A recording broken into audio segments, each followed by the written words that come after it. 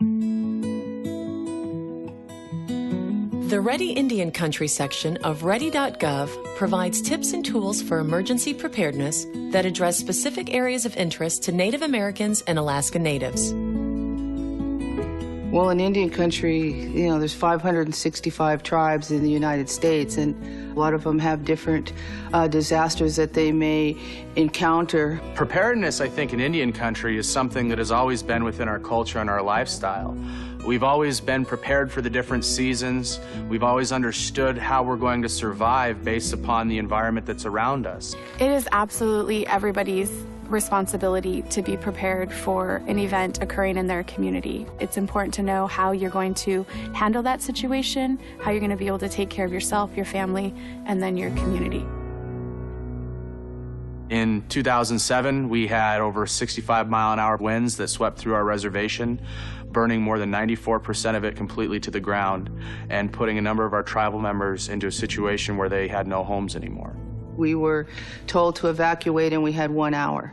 And you go back to your house and you think, what am I going to take? I never thought in my entire life that my grandmother would go homeless, my uncle would go homeless, and I'd see all my family fending to rebuild our community again. But those things happen.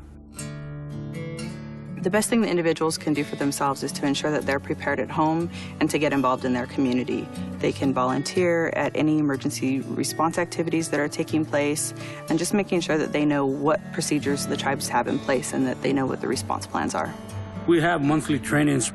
Everybody's invited. It don't matter whether you come from the reservation or not. In the event of the big disaster, we're in the same boat.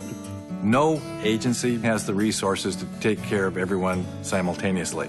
It's a collaboration of tribal governments, tribal agencies, tribal emergency response, with American Red Cross, with the state, local governments, with FEMA, all working our plans together so that we can support each other with the resources we have.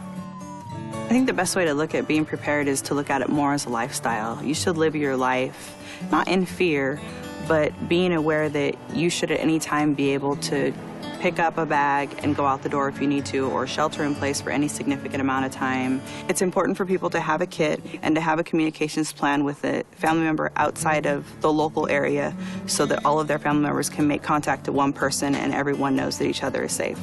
A standard emergency kit includes water, food, and medicine to sustain all members of your household for at least 3 days. Visit ready.gov for a complete list of suggested items, along with recommendations for how to prepare a family emergency plan. Disaster preparedness is not a one-time event. You always have to be prepared because you don't know when it's going to hit you. Indian people on the reservations, when something happens, everybody pulls together. It doesn't matter who your neighbor is. You might not have talked to them for 30 years. Well, something happens, everybody's given food, they're given clothes, they're given shelter, they're given, everybody gives. It's 100% when disaster happens.